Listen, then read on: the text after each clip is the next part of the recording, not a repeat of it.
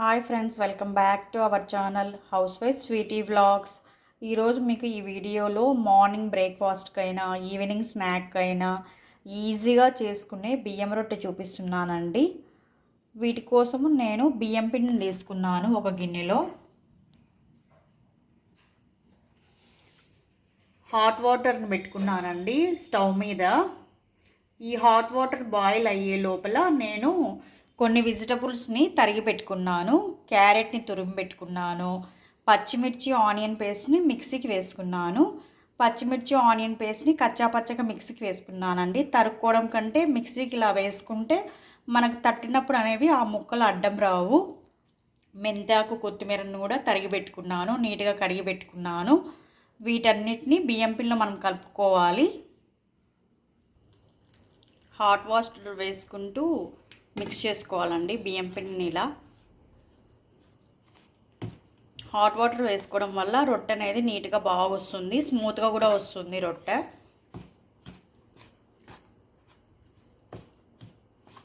బియ్యం పిండి మిశ్రమంలో కూరగాయ ముక్కలన్నీ వేసేసి నీట్గా హాట్ వాటర్తో ఇలా మిక్స్ చేసుకోవాలి.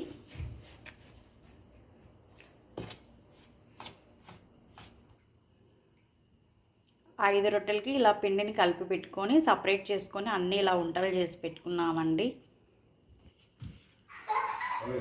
పెన్నాన్ని స్టవ్ మీద పెట్టుకున్నాను. కొద్దిగా ఒట్టి పిండిని వేసుకుంటూ ఇలా తిప్పుకుంటూ తట్టుకుంటూ రావాలి రొట్టెనంతా. జొన్న రొట్టె అయినా ఇదే విధంగా తట్టుకోవాలి. జొన్న రొట్టె లాగానే బియ్యం పిండిని కూడా ఇలా ఇదే విధంగా తట్టుకోవాలి రొట్టెను.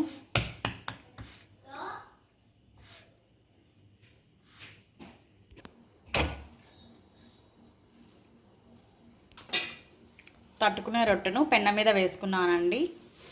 2 సైడ్స్ కాల్చుకోవాలి, అటు సైడు ఇటు సైడు.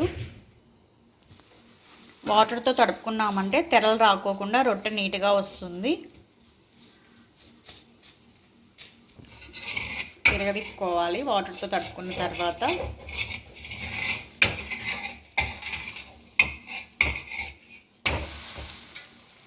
ఇంకా ఇటు సైడు కాల్చుకోవాలండి. ఇది కాలే లోపల ఇంకొక రొట్టె తట్టుకోవచ్చు.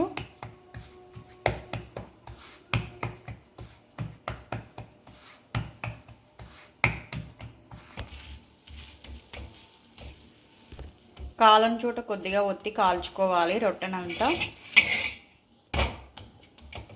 తిప్పుకుంటూ కాల్చుకోవాలండి రొట్టెని. రొట్టె బాగా కాలిందండి. ఇంకా తీసేసుకుంటున్నాను రొట్టెని.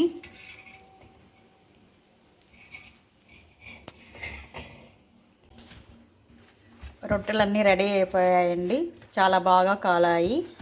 వీటికి కూర కూడా అవసరం లేదండి. మనం టిఫిన్కైనా ఈవినింగ్ స్నాక్ అయినా తినచ్చు.